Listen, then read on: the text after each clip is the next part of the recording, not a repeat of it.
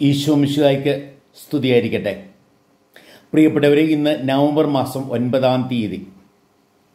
ഇന്ന് ലാറ്ററൻ ബസിലിക്കായുടെ പ്രതിഷ്ഠാ തിരുനാൾ തിരുസഭ കൊണ്ടാടുകയാണ്. ഒരു വിധത്തിൽ സഭയിലെ ഏറ്റവും പ്രധാനപ്പെട്ട പള്ളിയാണ്, ഏറ്റവും പ്രധാനപ്പെട്ട ദേവാലയമാണ് ലാറ്ററൻ ബസിലിക്ക. അത് തലപ്പള്ളിയാണ്. ഒപ്പം ലോകത്തിലെ എല്ലാ ദേവാലയങ്ങളുടെയും അമ്മയാണ്. The head and the mother of all the churches through out the world. ഒരു വിധത്തിൽ ആദ്യമായി പണിയപ്പെട്ട ക്രൈസ്തവ ദേവാലയമാണ് ലാറ്ററൻ ബസിലിക്ക. കോൺസ്റ്റന്റൈൻ ചക്രവർത്തി തിരുസഭയെ റോമിൻ്റെ ഔദ്യോഗിക മതമായി പ്രഖ്യാപിച്ചു കഴിഞ്ഞ് സഭയ്ക്ക് നൽകിയ ദേവാലയമാണ് ഈ ലാറ്ററൻ ബസിലിക്ക. റോമ രൂപതയുടെ മെത്രാൻ എന്ന രീതിയിൽ മാർപ്പാപ്പായുടെ കത്തീഡ്രലിലാണ് ഈ ലാറ്ററൻ ബസിലിക്ക. നമുക്കറിയാം, റോമിൽ തന്നെ പ്രധാനപ്പെട്ട 4 ബസിലിക്കകൾ ഉണ്ട്. ലാറ്ററൻ ബസിലിക്ക രക്ഷകനായ യേശുവിൻ്റെയും സ്നാപക യോഹന്നാൻ്റെയും വിശുദ്ധ യോഹന്നാൻ്റെയും ബസിലിക്ക എന്നാണ് അത് അറിയപ്പെടുക. സെൻറ്റ് പീറ്റേഴ്സ് ബസിലിക്ക പലപ്പോഴും അതാണ് സഭയിൽ ഏറ്റവും പ്രധാനമായി നമ്മൾ കരുതുക. കാരണം മാർപ്പാപ്പ ഇപ്പോൾ വസിക്കുന്നത് ഈ സെൻറ്റ് പീറ്റേഴ്സ് ബസിലിക്കയുടെ അടുത്താണ്. ദർശനമേകുന്നതും ഈ സെൻറ്റ് പീറ്റേഴ്സ് ബസിലിക്കയുടെ മുമ്പിൽ വെച്ചാണ്. എങ്കിൽ പോലും അതിനേക്കാളും പ്രധാനമാണ് നമ്മുടെ ലാറ്ററൻ ബസിലിക്ക. ഇപ്പം 4 മേജർ ബസിലിക്കകളിൽ ഒന്നാമത്തേത് ലാറ്ററൻ ബസിലിക്ക,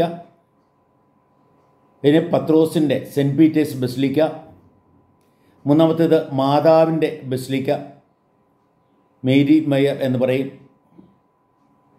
നാലാമത്തേത്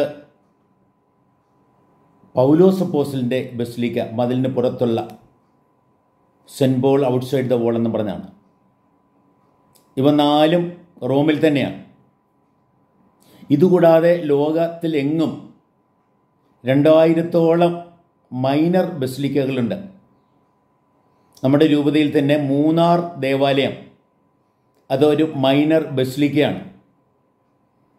മാർപ്പാപ്പ പ്രത്യേകമായിട്ട് നൽകുന്ന ഒരു ഔദ്യോഗിക സ്ഥാനമാണ് ഈ മൈനർ ബസിലിക്ക എന്നത്. ബസിലിക്ക കഴിഞ്ഞാൽ സഭയിൽ ഏറ്റവും പ്രധാനപ്പെട്ടത് കത്തീഡ്രലുകളാണ്. ലാറ്ററൻ ബസിലിക്ക കത്തീഡ്രലും കൂടെയാണ്, മാർപ്പാപ്പായുടെ കത്തീഡ്രൽ. എല്ലാ രൂപതകളിലും മെത്രാന്മാരുടെ സിംഹാസനം ഇരിക്കുന്ന ദേവാലയമാണ് കത്തീഡ്രൽ. കത്തീഡ്ര എന്ന് പറഞ്ഞാൽ സിംഹാസനം എന്നാണ് അർത്ഥം. ഇവ കൂടാതെ അനേകം ദേവാലയങ്ങൾ ലോകത്തിൽ അങ്ങും ഇങ്ങുമുണ്ട്. അപ്പം ഈ ദേവാലയങ്ങളുടെ എല്ലാം അമ്മ എന്ന രീതിയിലാണ്, അതായത് സഭയിലെ വലിയ ഐക്യത്തിൻ്റെ പ്രതീകമാണ്. അതേപോലെ തന്നെ ഈ ദേവാലയങ്ങളുടെ തലയാണ്, തലപ്പള്ളി എന്ന് വേണേൽ പറയാം. അതാണ് ലാറ്ററൻ ബസിലിക്ക. ഇന്ന് ഞായറാഴ്ചയാണ് എങ്കിൽ പോലും ഈ ലാറ്ററൻ ബസിലിക്കായുടെ പ്രതിഷ്ഠാ തിരുനാൾ ഈ ഞായറാഴ്ച വന്നതിനാൽ ഞായറാഴ്ചത്തെ വായനകളെക്കാളും പ്രാധാന്യം കൊടുക്കുക ഈ തിരുനാളിനാണ്.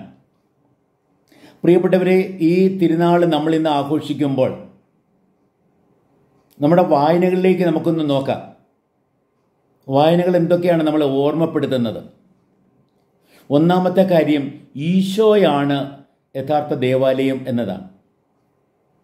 ഇന്നത്തെ സുവിശേഷത്തിൽ ഈശോ പറയുന്നുണ്ട്, ഈ ആലയം നിങ്ങൾ നശിപ്പിക്കുക, 3 ദിവസത്തിനകം ഞാനത് പുനരുദ്ധരിക്കും. ഈശോയുടെ മരണത്തെയും ഉത്ഥാനത്തെയും അത് ഓർമ്മപ്പെടുത്തുക. ഉത്ഥിതനായ ഈശോയാണ് പ്രിയപ്പെട്ടവരെ യഥാർത്ഥ ദേവാലയം. ദൈവം മനുഷ്യനെ കണ്ടുമുട്ടുന്ന ഇടമാണ്. മനുഷ്യൻ ദൈവത്തെ അറിയുന്ന, ദൈവാനുഗ്രഹത്താൽ നിറയുന്ന, ദൈവത്തെ ശ്രവിക്കുന്ന, ദൈവത്തോട് ഹൃദയം തുറന്ന് പ്രാർത്ഥിക്കുന്ന ഇടമാണ് ഒരു ദേവാലയം.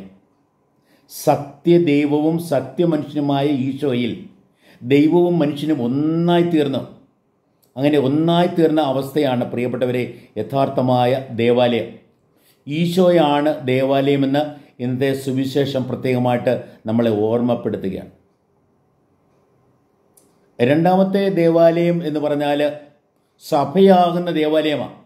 ക്രിസ്തുവിൻ്റെ ശരീരമാകുന്ന ദേവാലയം. ഒരു കെട്ടിടം എന്നതിനേക്കാളും യഥാർത്ഥത്തിലെ സഭ എന്നത് ദൈവത്താൽ ഒരുമിച്ച് കൂട്ടപ്പെടുന്നവരുടെ സമൂഹമാണ്. ദൈവസ്നേഹത്തിൽ ഒരുമിച്ച് കൂടുന്ന, സഹോദരീ സഹോദരന്മാരായി ഒരുമിച്ച് കൂടുന്ന, ദൈവത്തിൻ്റെ മക്കളായി ദൈവജനമായി ഒരുമിച്ച് കൂടുന്ന ആ സമൂഹത്തെയാണ് പ്രിയപ്പെട്ടവരെ യഥാർത്ഥത്തിൽ ദേവാലയം എന്ന് പറയുക. നമ്മൾ പഴയ നിയമത്തിൽ ഇസ്രയേൽ ജനത്തെ ദൈവം എങ്ങനെ പ്രത്യേകം രൂപപ്പെടുത്തി, പുതിയ നിയമത്തിൽ എങ്ങനെ സഭയെ രൂപപ്പെടുത്തി, ഇങ്ങനെ ഒരു വിധത്തിൽ ദൈവജനത്തെയാണ് സഭ എന്ന് പറയുന്നത്. കൂട്ടായ്മ, അവിടെ പരസ്പര സ്നേഹമുണ്ട്, ആദരവുണ്ട്, അംഗീകാരമുണ്ട്, പങ്കുവെക്കലുണ്ട്. ആദിമസഭയെക്കുറിച്ച് അപ്പോസ്തല പ്രവർത്തനത്തിൽ പറയുമല്ലോ, അവരെല്ലാവരും ഒരേ മനസ്സ്, ഒരേ ഹൃദയമുള്ളവരായി ഒരുമിച്ച് കൂടി, ആരും തങ്ങളുടേത് തങ്ങൾക്ക് മാത്രമായി മാറ്റിവെച്ചില്ല, പൊതുസ്വത്ത് പോലെ കരുതി ഓരോരുത്തരുടെയും ആവശ്യമനുസരിച്ച് പങ്കുവെച്ചു. അതിൻ്റെ ഫലമായി അവരുടെ ഇടയിൽ ഇല്ലായ്മ ഉണ്ടായിരുന്ന ആരും ഉണ്ടായിരുന്നില്ല എന്ന് പറയാണ്. ദൈവത്തിൻ്റെ ദൈവരാജ്യത്തിൻ്റെ, സ്വർഗത്തിൻ്റെ ഭൂമിയിലെ പ്രതീകമാണ് ഈ ദേവാലയം എന്ന് പറയുക. സ്വർഗത്തിലെ മനുഷ്യരുടെ ജീവിതം, വിശുദ്ധരുടെ വലിയ കൂട്ടായ്മ. നമ്മളെല്ലാവരും വിശുദ്ധരാകാൻ വിളിക്കപ്പെട്ടവരാ. എല്ലാവരും വിശുദ്ധരെന്ന രീതിയിൽ ദൈവഭവനത്തിൽ സ്നേഹത്തിൽ ഒരുമിച്ച് കൂടുന്ന അവസ്ഥയാണ് യഥാർത്ഥ ദേവാലയം.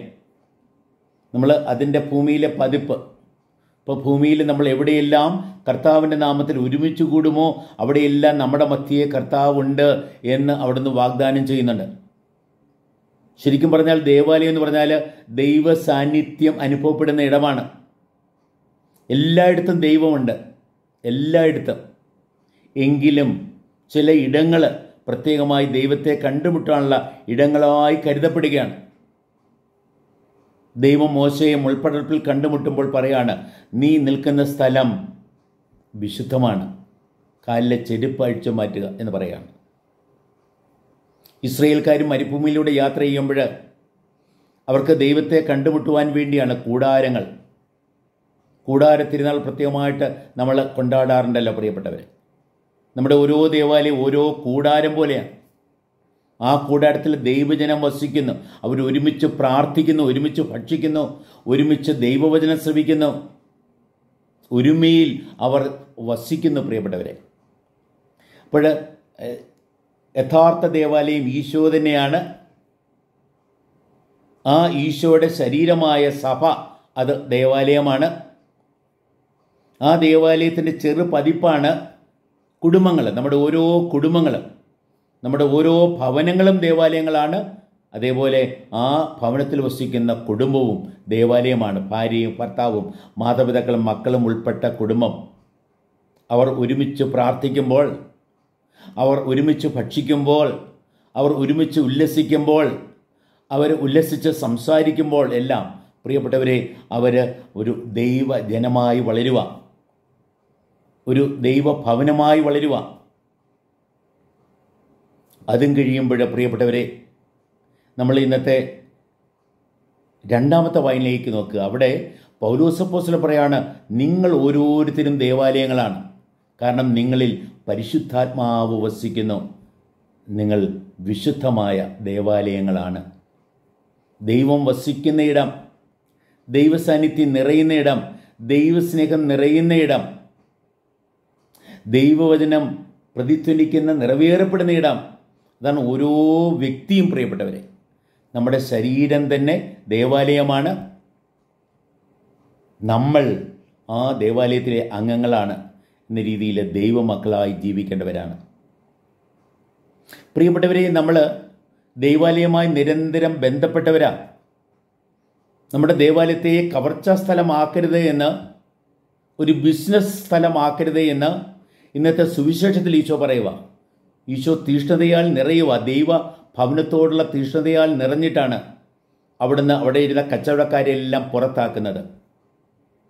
നാം ആകുന്ന ദേവാലയത്തിലേക്ക് ഈശോ ഇന്ന് വരുമ്പോൾ പ്രിയപ്പെട്ടവരെ, എന്തിനെല്ലാമാണ് കർത്താവ് പുറത്താക്കേണ്ടത്, ഏതെല്ലാം മേശകളാണ് തട്ടിമറിക്കേണ്ടത്, നമ്മളൊന്ന് ആത്മശോധന ചെയ്യണം.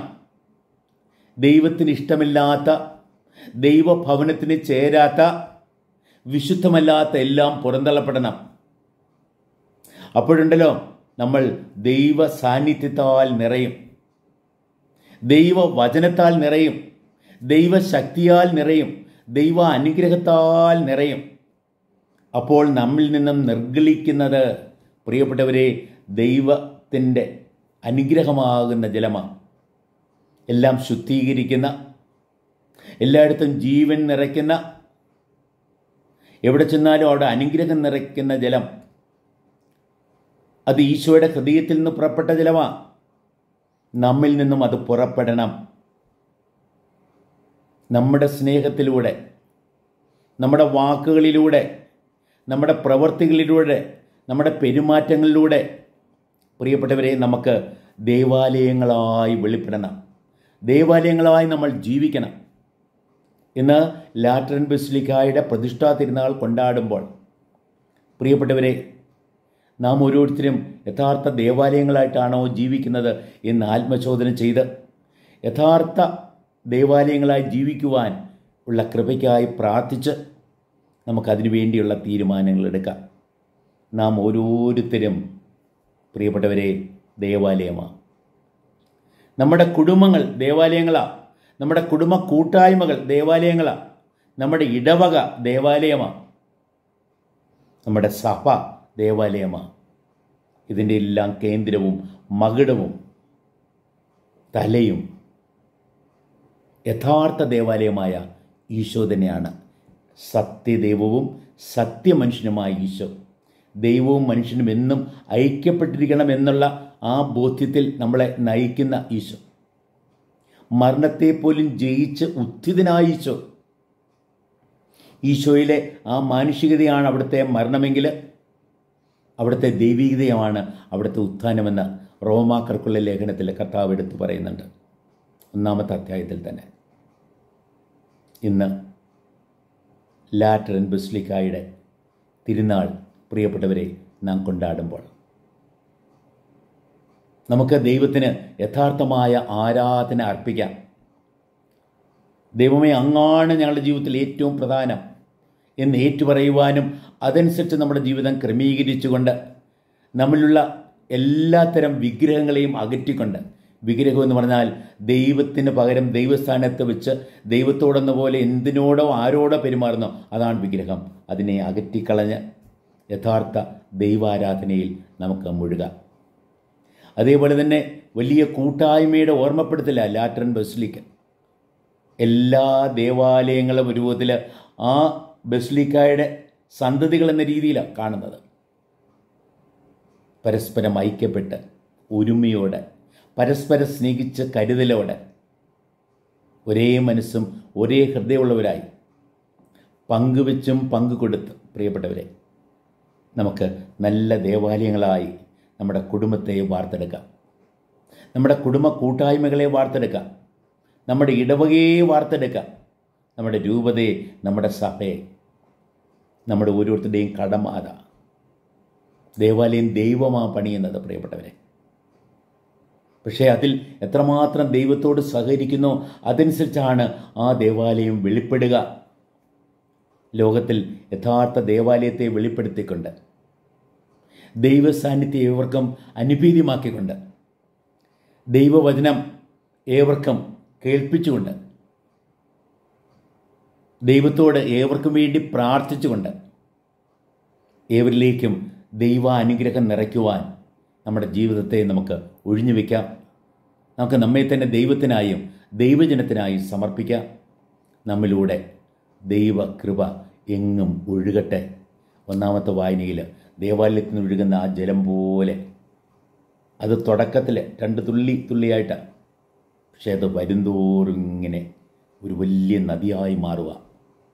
നമ്മിൽ നിന്ന് അങ്ങനെ അനുഗ്രഹം പ്രസരിക്കട്ടെ, പ്രവഹിക്കട്ടെ. ദൈവാനുഗ്രഹം എങ്ങും നിറയട്ടെ എന്ന് പ്രാർത്ഥിക്കുന്നു. അങ്ങനെ നമ്മുടെ ലോകം തന്നെ യഥാർത്ഥ ദേവാലയമായി ഭവിക്കട്ടെ. ദൈവരാജ്യത്തിലേക്ക് മുന്നേറട്ടെ. ദൈവം നമ്മെ അനുഗ്രഹിക്കട്ടെ. ആമേൻ.